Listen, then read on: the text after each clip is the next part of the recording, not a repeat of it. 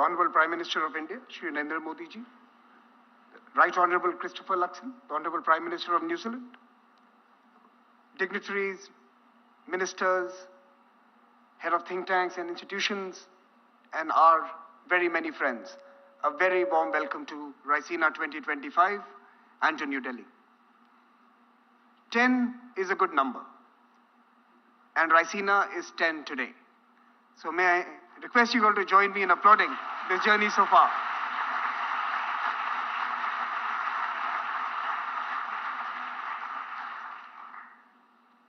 We are not planning to slow down. The Conference on Geopolitics and Geoeconomics that we started 10 years ago now has audiences and stakeholders worldwide. It is incubating ideas and partnerships that will help shape a future order that is definitely but struggling to emerge. Rabindranath Tagore once hoped our minds would be led forward into ever-widening thought and action. Raisina has opened up those horizons for many of us. Helping in this journey is not just this flagship conference in New Delhi, which this year will see a participation of 4,000 stakeholders from across the world, from 131 countries. But Raisina now also has forums in the United States, Australia, Japan, and the UAE. This year, the Honorable Prime Minister, during his visit to France, also announced the launch of the Raisina Mediterranean, which we will host in Marseille. We have broadened our audience in other ways as well. Our Young Fellows program has been running for 15 years. In fact, it predates the dialogue.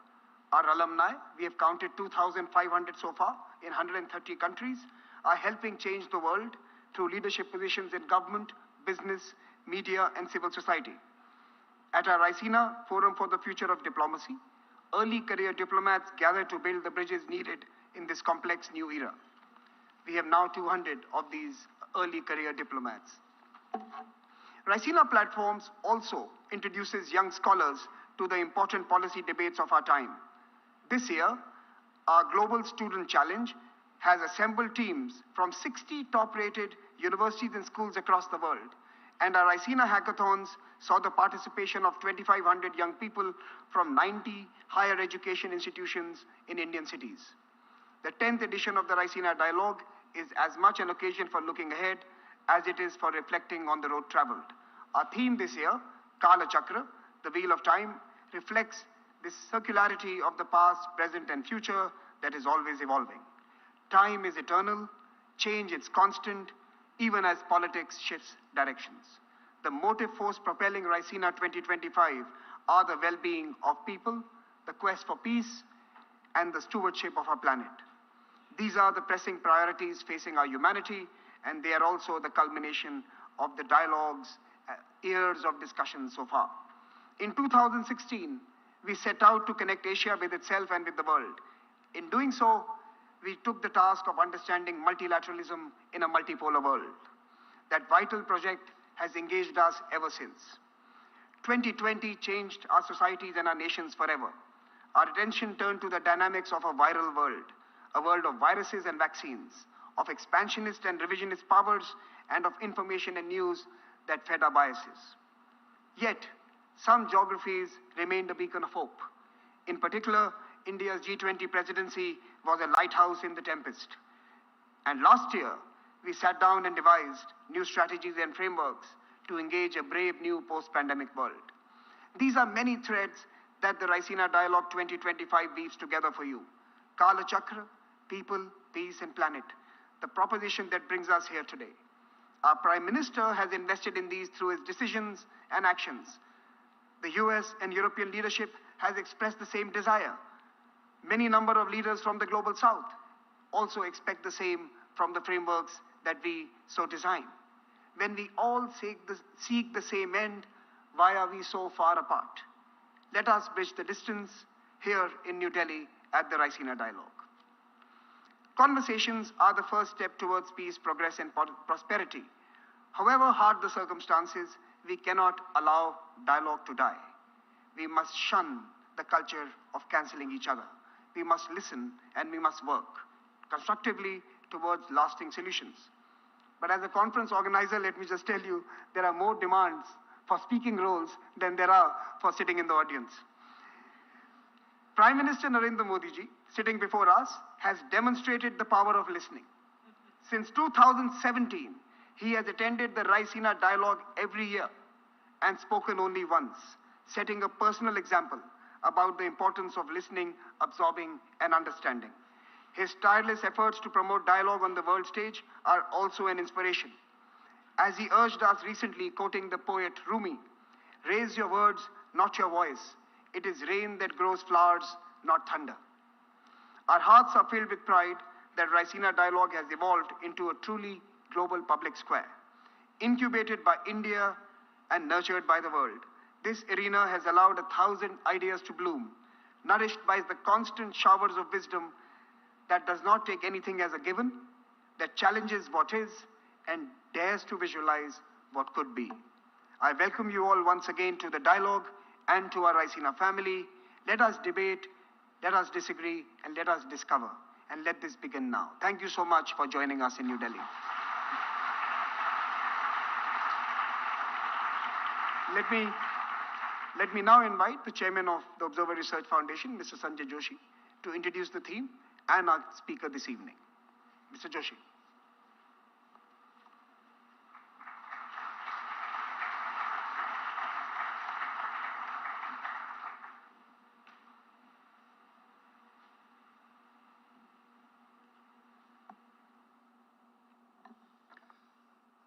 A very good evening to our distinguished guests, Honorable Prime Minister of India, Shri Narendra Modi ji, our guest of honor, Excellency Christopher Luxon, Prime Minister of New Zealand, Honorable External Affairs Minister, Shri Jaishankar, our partners from the Ministry of External Affairs and all the other ministers, admirals, generals, speakers and delegates, and the audience which is gathered here, distinguished members, many of whom are also joining online.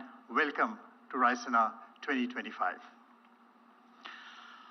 When conflicts challenge order, when we struggle to make sense of the road ahead, we seek anchor in metaphors and in symbols. I remember, last year, when conflicts were raging in Europe and West Asia, we had assembled Raisina under the banner of Chaturang, that ancient board game of war and craft. This year, as conflicts nudge themselves towards a peace which sometimes seems more conflicted than the wars itself, the theme chosen is Kal Chakra, the wheel of time. First of all, the metaphor of the wheel actually challenges the linear notion of the arrow of time as something which is constantly moving forward inexorably towards progress and growth. The chakra, gives no such false assurances. The unending progress of any civilization, of any nation or race or manifest destiny of anyone is not guaranteed by any cosmic order.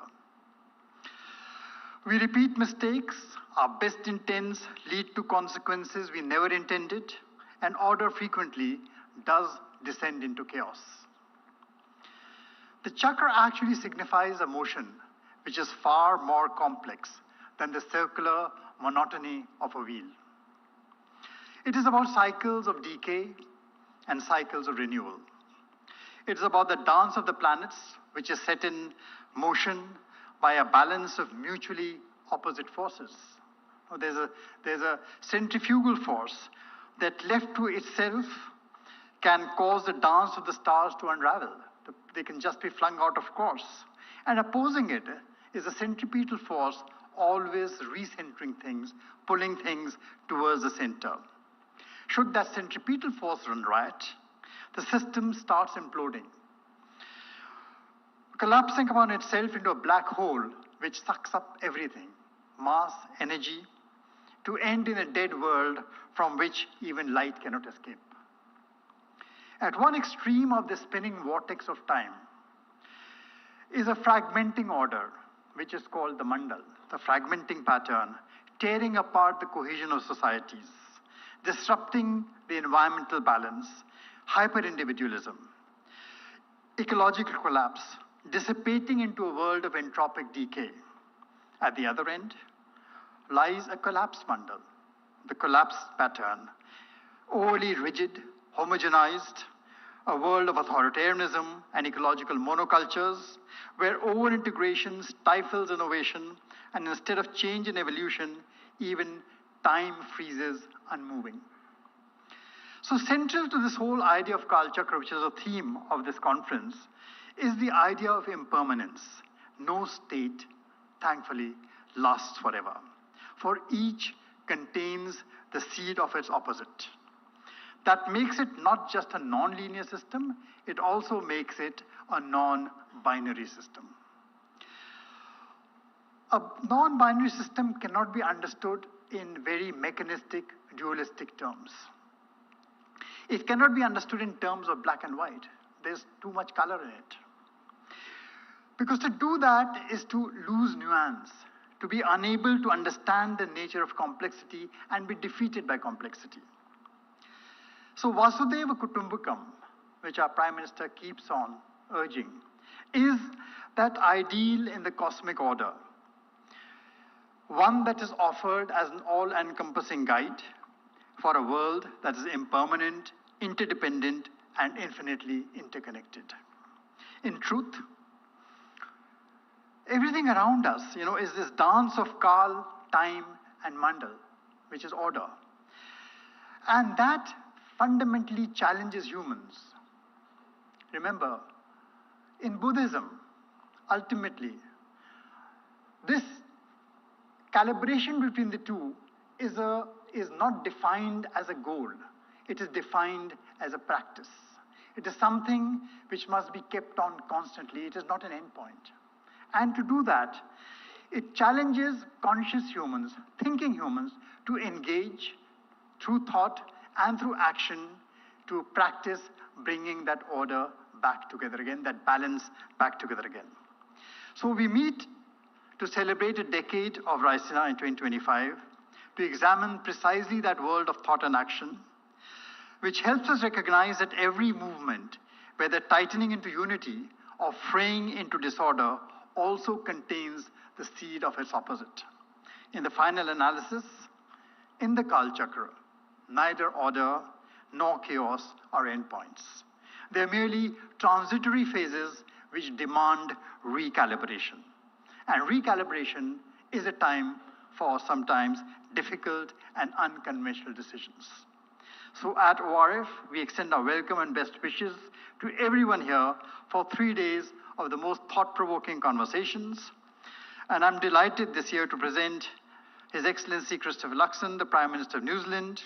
Sir, Kal Chakra is about change. And as a corporate leader, you have led change. You transformed Air New Zealand into one of the world's most successful and respected carriers. Then you've entered politics to try and do much the same for your great country. We have brought, you bring that pragmatic approach to international trade, technology partnerships, and defense cooperation that is helping New Zealand deepen ties across the world, and especially to countries like India and countries situated in the Indo-Pacific. With that, may I invite you, sir, to join us here and give us the benefit of your vast wisdom and experience. Thank you, sir.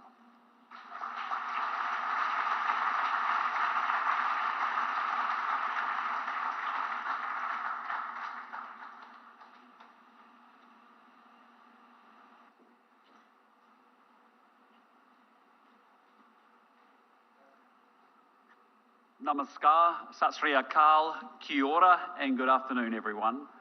What an absolute honour it is to stand on this stage to inaugurate this august dialogue with none other than the Honourable Prime Minister Modi. My good friend, can I say thank you so much for generously welcoming me to India and for our very warm discussions that we had this morning. I'm a great admirer of your extraordinary achievements as Prime Minister, as you know.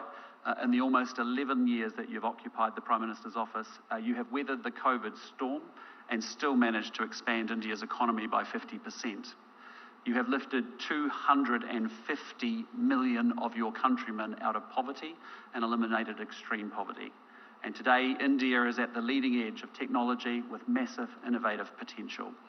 You were the first country to land on the moon's south pole, and in the process drawing the world's attention to India's extraordinary technological prowess. And Prime Minister, during your tenure, the men in blue have been the most dominant side in cricket's white ball competitions, most recently winning the Champions Trophy last week in Dubai against my men in black. Yes. And breaking many, many New Zealanders' hearts in the process, including mine, but I will be the bigger person and just say congratulations.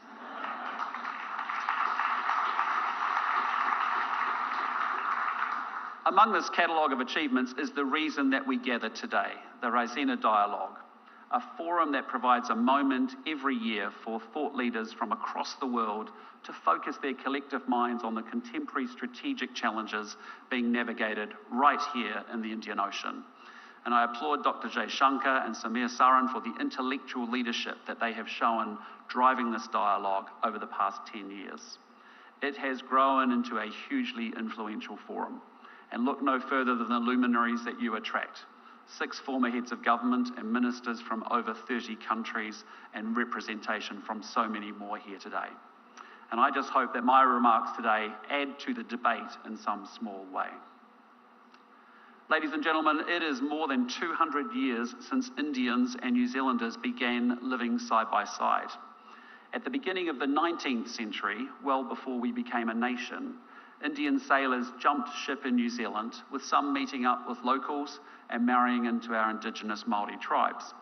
And a few years later, Māori traders began travelling to Kolkata to sell tree trunks used in sailing ships, an exchange that echoes down the ages. And just as they were 200 years ago, Kiwi Indians today are fully integrated into our multicultural society. New Zealanders of Indian heritage comprise 11% of the people living in Auckland, our biggest city.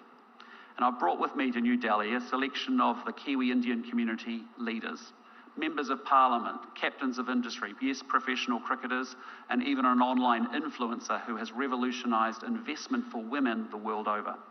In short, a selection of Kiwi Indians who get up each and every single morning to make New Zealand a better place to live.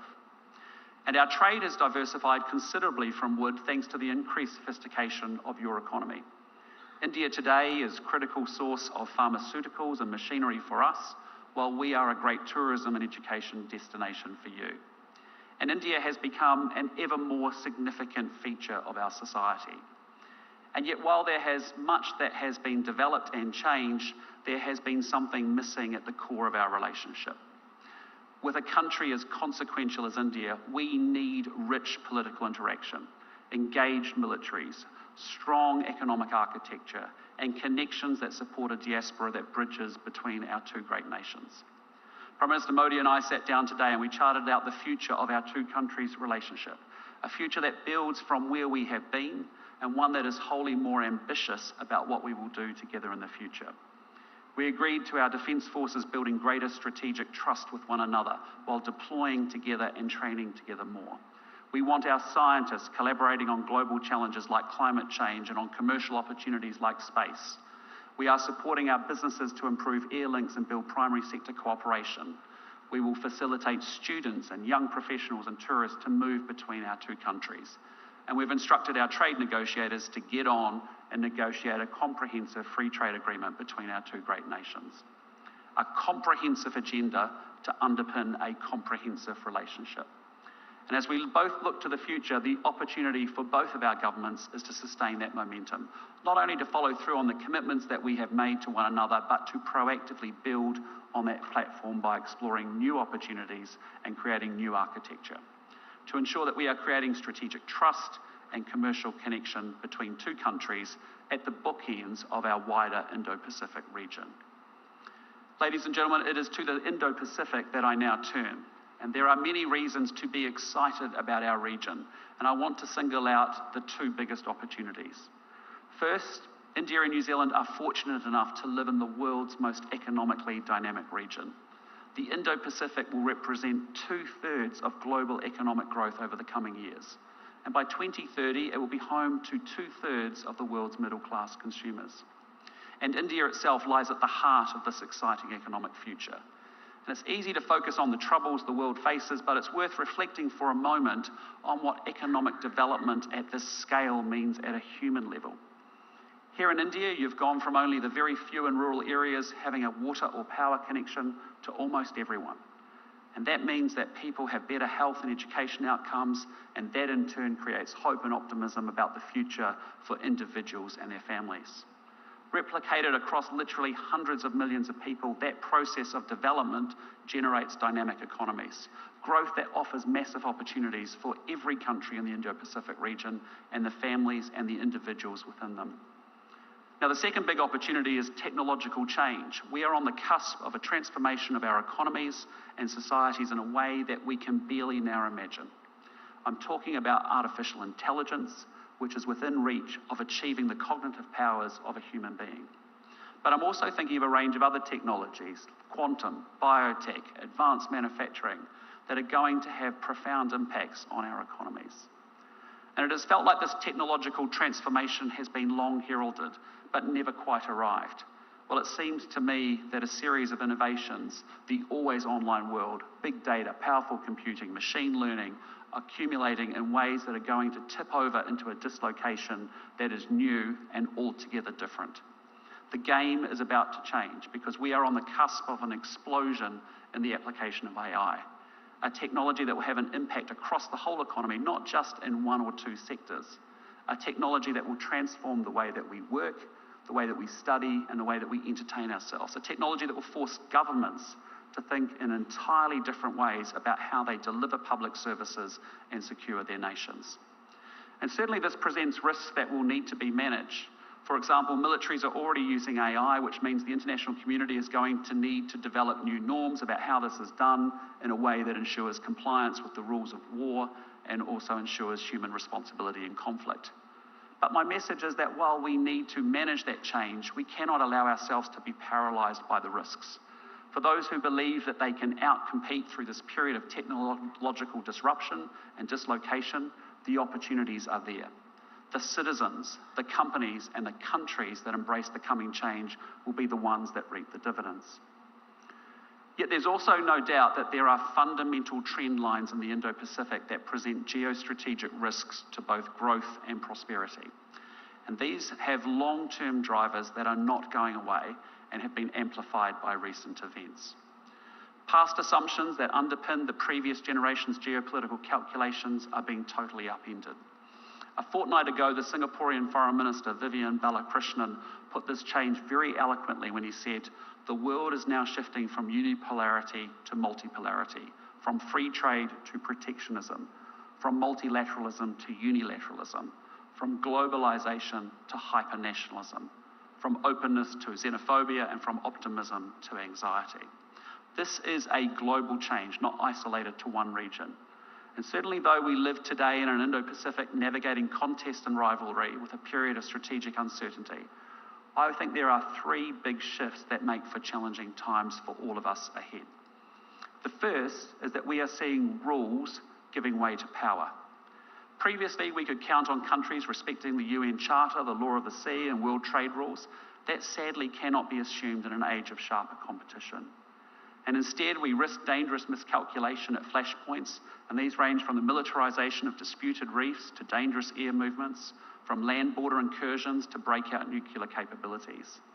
And of course, it's not just flashpoints, but a slow shift in Indo-Pacific realities that change calculations. Recent demonstrations of naval force near New Zealand's maritime surrounds, for example, sent a signal that alarmed many of my fellow citizens. Second, we are witnessing a shift from economics to security. Because after the Cold War, the dominant paradigm in relations between Indo-Pacific countries was a sustained effort to raise the material living standards by tending to our economies. And make no mistake, bread and butter issues still loom very, very large and are a priority for governments all around the region. And indeed, economic growth is my government's highest priority too. But across the Indo-Pacific, we also see governments dedicating increased attention and resource to military modernisation. Military build-ups reflect a need to prepare against uncertainty and against insecurity. And some military build-ups, however, are underway without the reassurance that that transparency brings. National security demands are expanding. Governments need to protect their people and assets against foreign interference, cyber attacks and terrorism. In the last few months, a new threat has emerged with damage to critical infrastructure like subsea cables. Well, you can't have prosperity without security, not least when the tools of commerce themselves require protection.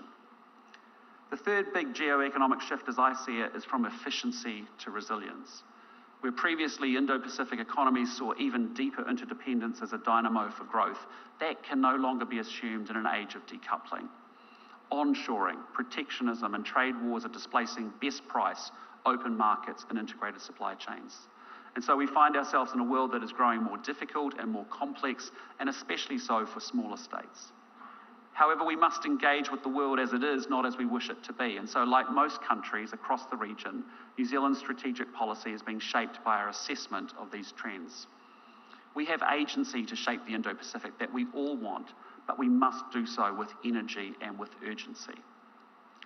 Ladies and gentlemen, as New Zealand looks to protect and advance our interests in the Indo-Pacific, we can only do so alongside partners like India that have a significant role to play in the Indo-Pacific region.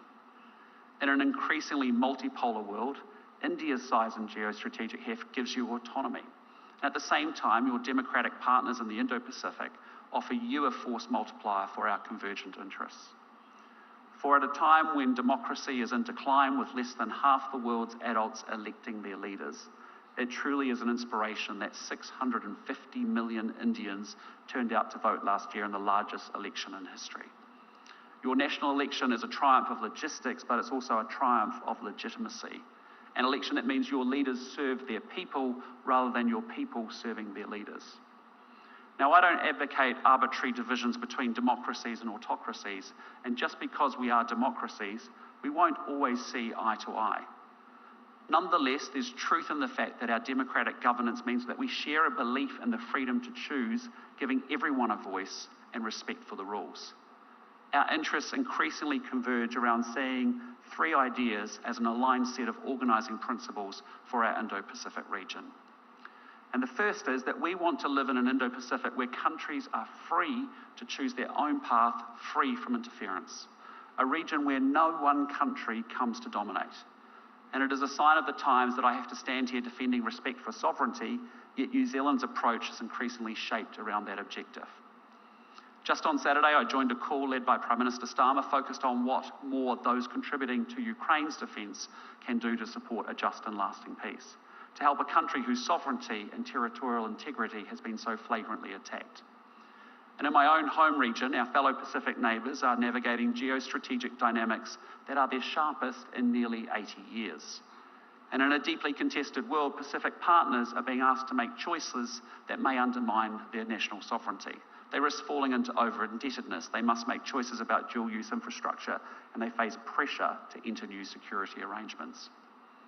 New Zealand invests in working alongside Pacific countries to boost their capacity to make independent choices free from interference.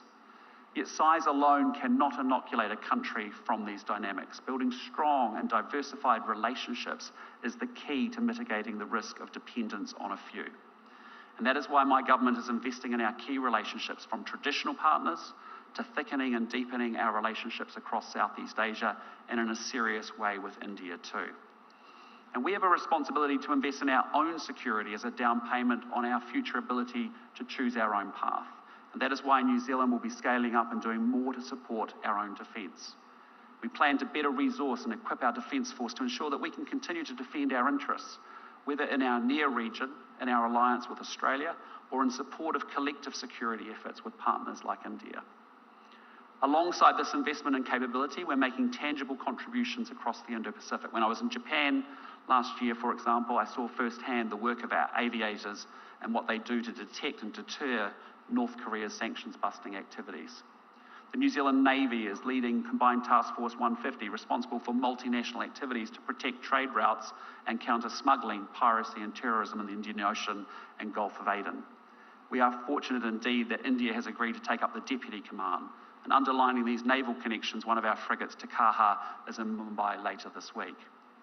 But as we seek an Indo-Pacific in which countries are free to choose their own path, I'm determined that New Zealand plays its role, whether through our work with Pacific Island partners, our relationship in the Indo-Pacific, or through our own defence efforts. Now, the second principle both India and New Zealand subscribe to is the criticality of Indo-Pacific regional institutions, even as these evolve. Regional architecture scaffolds our region's security and its prosperity. ASEAN continues to promote regional peace and economic development through its convening power and its centrality. It also provides a place for the region's players to come together to discuss strategic issues. ASEAN sits at the centre of the East Asia Summit, which for 20 years now has enabled political dialogue across the region, a forum that builds understanding, like this one, that reduces the risk of miscalculation and contributes to strategic trust. Yet the Indo-Pacific architecture is not static as it adapts to new realities, and many-lateral groupings are important new pieces of the puzzle. The Quad has emerged as an important vehicle promoting an open, stable and prosperous Indo-Pacific region. And India's contribution to that evolution, of course, has been vital. And while New Zealand has no pretensions to Quad membership, we stand ready to work with you to advance Quad initiatives. We ourselves are strengthening our work with Japan and the Republic of Korea, as well as Australia. And last year I convened the Indo-Pacific Four to discuss Ukraine and North Korea. And with serious headwinds buffeting the global trade system, New Zealand has seriously invested in Indo-Pacific trade and economic integration groupings. From the CPTPP, the gold standard of FTAs internationally, through to the RCEP, perhaps the world's most inclusive agreement. And we welcome India's engagement in the regional economic architecture with our work together in the Indo-Pacific Economic Framework, important in an area in which we seek to build one another's resilience. And the third Indo-Pacific principle that we align around is a region in which respect for the rules is foundational. Globally, rules are being undermined, whether those around territorial integrity, freedom of navigation, or laws of war. Yet these are the very rules that preserve an Indo-Pacific order that is not might is right alone. And as I've said before, there is no prosperity without security. The rules that underpin our security also allow our businesses to operate with great certainty, and those rules deliver daily in meaningful ways for our people and our populations. For example, 1 in 4 jobs in New Zealand rely on exports, and our exporting businesses being able to depend on the predictability that those rules deliver. And in a miracle that's only possible thanks to globally accepted aviation standards, 120,000 flights carry 12 million passengers and operate safely between their destinations each and every day. These rules shape the character of our region, and we must remain committed to this rules-based system even while acknowledging its very shortcomings. And it is a truism that the world of 2025 is vastly different from 1945, and our global institutions sadly have been way too slow to adapt. So we're not talking about starting over by remaking the global order. Instead, I tend to agree with Dr. Jaishankar when he says that we want an order in which change is evolutionary at a pace that is comfortable and steady. And that's why New Zealand supports reforming global governance frameworks to better reflect today's realities. Rather than casting them aside, they should give greater voice to the developing world and underrepresented regions. Countries like India, that plays such a central role in the global community, should have a seat at the table, and we've therefore long advocated and supported India having a permanent seat on a reformed UN Security Council. Distinguished guests, ladies and gentlemen, it has been truly a privilege to speak with you today at this important forum for global dialogue. The geostrategic picture I've painted is quite stark. Rules are giving way to power, economics to security, and efficiency to resilience.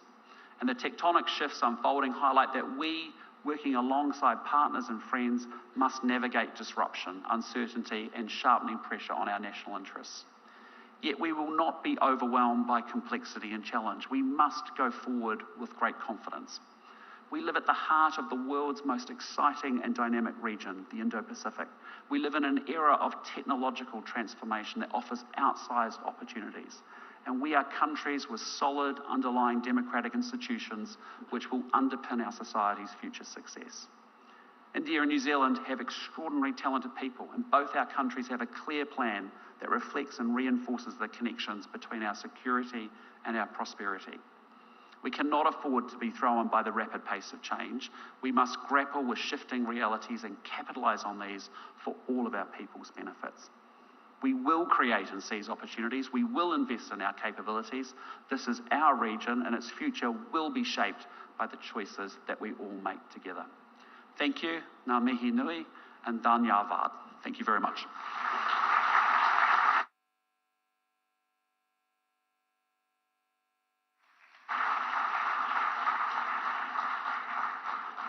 Thank you so much, Prime Minister, and a special thank you for not reminding us of the Test match series in October last year. With that, let me now request Dr. Jaishankar, the Foreign Minister of India, to deliver the vote of thanks.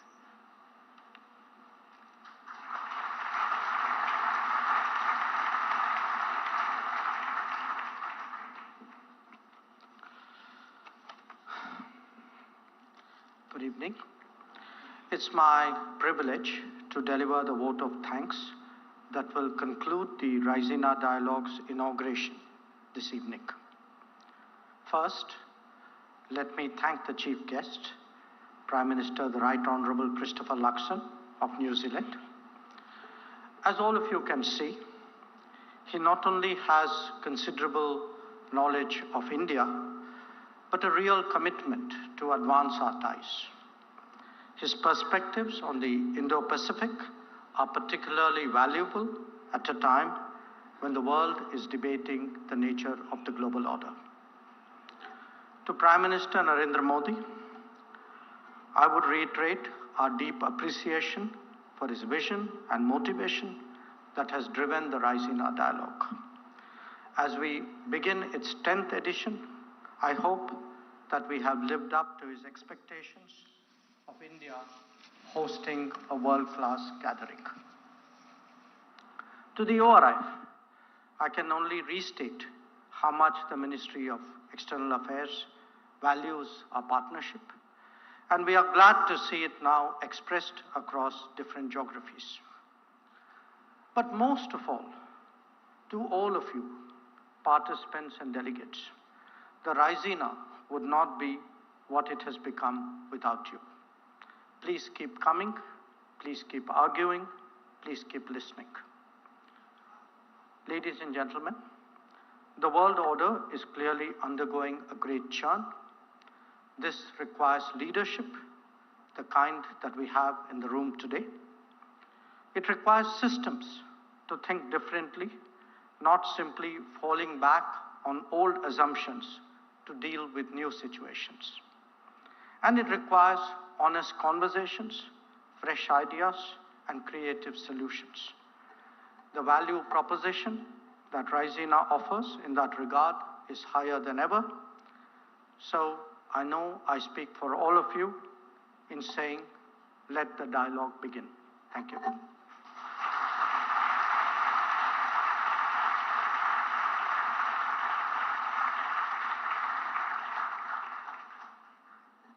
Ladies and gentlemen, we'll now remain seated as the VIPs exit the room. And just give us a little more of your time for this inauguration ceremony. We will have you out soon. You've been invited to specific dinners. Please attend those.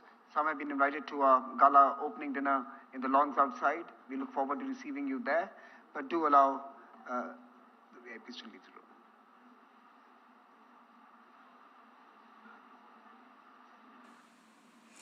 तो आप सीधे दृश्य देख रहे थे Raisina dialogue से। भारत का प्रमुख कूटनीतिक सम्मेलन रायसीना डायलॉग आज से शुरू हो गया है, जो 19 मार्च तक चलेगा। अपने आप में बेहद महत्वपूर्ण है। जो इसकी थीम है वो भी